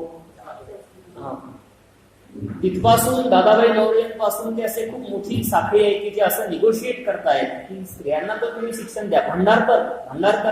भांडारकर हे पहिल्या मुलींच्या शाळेचे उद्घाटनपर भाषण भांडारकरांचं उपलब्ध आहे. भांडारकर जे होते फॉर्म याच्यामध्ये पुण्यातले, त्या भाषणामध्ये सुद्धा त्यांनी हे मांडलं. पंडित रमाबाईंचं सुद्धा लेखन याच्या विषयी, या जस्टिस रानडे जे होते त्यांची जी बायको आहे रमाबाई रानडे, त्यांचं पण लेखन असं तुम्ही जर सगळं वाचलं तर इतकं लक्षात की नवी जी स्त्री उदयाला यायची होती ती स्त्री हा राष्ट्रवादाला जो धार्मिक आधार मिळत होता, प्राचीन सगळा जो संदर्भ मिळत होता, त्या चौकटीमध्ये या स्त्रीला बसवलं जात होतं. आणि मग आधुनिक स्त्री ही जुन्या पितृसत्ताक आणि हिंदू आर्य अशा संस्कृतीला छेद न देणारी पण वरपांगी अर्थाने आधुनिकतेचा स्वीकार करणारी अशी घडेल यासाठीचा सगळा झगडा हा 19व्या शतकामध्ये झाला. आणि याच्यामध्ये हे जे फुले वगैरे हे पेरियार साऊथ मध्ये होते, फुले इथे होते, ह्यांची जी भूमिका होती ही भूमिका मागे पडली. आणि ही भूमिका पुढे आली की स्त्रिया शिकल्या पाहिजे पण कुटुंबासाठी मातृत्व असलं पाहिजे पण ते सुमातृत्व असलं पाहिजे. म्हणजे सुमातृत्व ही आधुनिक घटक आहे आणि तिचा संबंध राष्ट्रवादाशी आहे. दादरच्या एका भगिनी मंडळामध्ये सावरकरांनी भाषण दिलं. ते असं म्हणाले की सुदृढ स्त्रियांनी संतती नियमन करता कामा नये, कारण त्यांनी सुदृढ अशी बालकांची निर्मिती केली पाहिजे. आणि ते कशासाठी तर राष्ट्राला नेतृत्व देणारे पुरुष निर्माण केले पाहिजे स्त्रियांनी. त्यामुळे राष्ट्रवादाशी स्त्री प्रश्न हा जोडला या सावरकर वगैरे या सगळ्यांनी. आणि मग ही भूमिका आहे, ही भूमिका ही डॉमिनंट भूमिका आहे. मला फार म्हणजे घृणा येते जेव्हा मी मोदींची जाहिरात पाहतो पेट्रोल पंपावरती की 2 करोड महिलाओं को दिया आत्मसन्मान. एक बाई असते, त्या तिथे मोदी बाई असे 2 फोटो असतात. ते बाई म्हणजे कुटुंब आहे, ते किचन मध्ये आहे, धुळीत आहे आणि तिला सिलेंडर ची सबसिडी मोदींनी माफ केली आहे. आणि हे माफ करण्यासाठी तुमच्यासारख्या मध्यमवर्गीय जर असाल तुम्ही, तर तुम्हाला आवाहन केलेलं आहे की तुम्ही जर माफ केलं तर त्या बाईचं सिलेंडर मिळणार आहे, तिचा गॅस पेटणार आहे.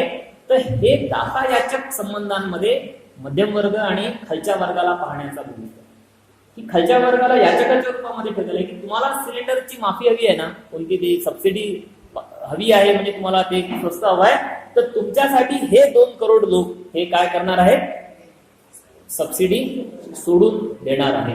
तर हे जे याचकाच्या रूपामध्ये त्यांनी भारतातल्या गरिबांना उभं केलं आहे, भारतातल्या स्त्रियांना उभं केलेलं आहे.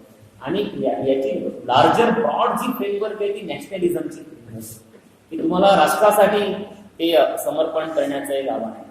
आता तुम्ही तेलांचा जर पॉलिटिकल इकॉनॉमी पाहिली, त्याच्यामधलं शोषण पाहिलं, धडकणूक पाहिली, अमेरिकेचं जे सगळं जे पाहिलं, तर हा मुद्दा किती गैरलागू आहे की तुम्ही काय तरी 2 कोटी स्त्रियांच्या 150 रुपयाची माफी, ते तर एकाने आरटीआय मध्ये माहिती काढली की टोटल माफीपेक्षा जाहिरातींवरचा खर्च जास्त आहे. पण भारतीय स्त्रियांना गृहिणीच्या रूपामध्ये आज स्टेट तुम्हाला थेट जाहिरातींमधून, कुठल्याही पेट्रोल पंपावरही जाहिरात नाही बघा, इंटरनेटवर बघा, हे स्टेट करताय की तिला गृहिणी म्हणून तिला प्रोजेक्ट करताय. याचे रूट्स हे भारतीय राष्ट्रवादाच्या जडणघडणीमध्ये ह्या सगळ्या पंडित ईश्वरचंद्र विद्यासागर ते काय, रानडे ते काय, विवेकानंद ते केळकर, हे जे यांनी जे ज्या प्रकारचं स्त्रीत्व आकाराला आणलेलं होतं, एक आर्य हिंदू पितृसत्तेची राखण करणारी, तिचा पुरस्कार करणारी, परंतु आधुनिक पेहराव असलेली, आधुनिक संपूर्ण वेशभूषा असलेली, केशभूषा असलेली ही स्त्री आहे. मागच्या वर्षीच्या दिवाळी अंक तरुण भारतचा होता, तुम्ही जरूर बघा, त्या मिळवा. त्याच्या मुखपृष्ठावरती एक बाई होती की जिने जीन्स पॅन्ट घातलेली आहे आणि वरतून पदर आहे आणि नथ आहे वगैरे वगैरे, म्हणजे ती कमरेच्या वरती ती जी आहे ती पारंपरिक स्त्री आहे आणि कमरेच्या खाली जी आहे ती जीन्स पॅन्ट आहे. तर हे जे हायब्रिड जी आहे, भारतीय आदर्श स्त्रीचं आधुनिक आणि प्राचीन रूपाचा संगम त्यांना जो हवा आहे, त्याचा अर्थ असा आहे की पितृसत्तेला नकार न देता त्यांना आधुनिक स्त्रीची घडवणूक त्यांना करायची होती. आणि याच्यामध्ये आता मोठ्या प्रमाणावरती त्यांना यश आलेलं आहे असं आपल्याला दिसतं. याच्यामध्ये भीती म्हणजे याच्यामध्ये द्वैत असं आहे की तुम्ही वरपांगी अर्थाने आधुनिक असाल, पण आंतरिक अर्थाने तुम्ही पितृसत्ता असाल. म्हणजे तुम्ही जीन्स पॅन्ट घालणार, टी शर्ट घालणार, केस कापणार, आणखी काय करायचं ते करणार, परंतु तुमचा जो जी जाणीव आहे, तुमचं वर्तन जे आहे, तुमचं जे संपूर्ण जे आहे ते सगळं पितृसत्तेला पोषक असं असेल. आणि 19व्या शतकामध्ये हे खूप वेळा मांडलं गेलं की सुशिक्षित स्त्री जी आहे, ती सुशिक्षित स्त्री चांगल्या प्रकारची गृहिणी बनू शकते. हे 20व्या शतकातल्या स्टेटने उचललं. जेव्हा भिंती रंगवल्या होत्या आम्ही लहान असताना, की शिकलेली आई पुढे काय, ग्रामीण भागात राहिलेलं दिसत नाही, घरादाराला पुढे नेई. आई शिकलेली कशासाठी करायची आहे, घर पुढे नेण्यासाठी आईचं शिक्षण हवं आहे. तर ही जी पराधीनता आणि स्त्रियांचा जी ठेवलेली आहे कुटुंबाशी, तिचं जखडलेपण जे आहे, आणि कुटुंबाच्या हितासाठी संवर्धनासाठी तिचं शिक्षण, तिचं जगणं, तिचं ही जे द्वैत आहे संपूर्ण स्त्रियांच्या जीवनामध्ये, याचा संबंध हा संपूर्ण राष्ट्रवादाच्या संदर्भात जी चर्चा स्त्री प्रश्नाची झाली त्याच्यामध्ये आपल्याला पाहायला मिळते. तर मी ते थांबतो. थोडंसं विस्कळीत, कारण हा विषय खूप मोठा आणि त्याला काही एक तुम्ही फक्त त्यावर ईश्वरचंद्र विद्यासागर आणि स्त्री प्रश्न घ्यायचा तो 1 तासाचा सगळा मुद्दा बनतो की त्यांनी विवाहाचं खंडन कसं केलं, त्याच्यात काय प्रॉब्लेम, काय पॉलिटिक्स होतं, ते थोडासा मोठा विषय आहे. हाच विषय 2 दिवसांच्या चर्चेचा असू शकतो. तर मी ते थांबतो. काही प्रश्न किंवा तुम्हाला काही बोलायचं असेल तर तुम्ही बोलू शकता. खूप खूप धन्यवाद सर. काही प्रश्न असतील किंवा काही मतं मांडायचे असेल तर आपण नक्कीच मानू शकता.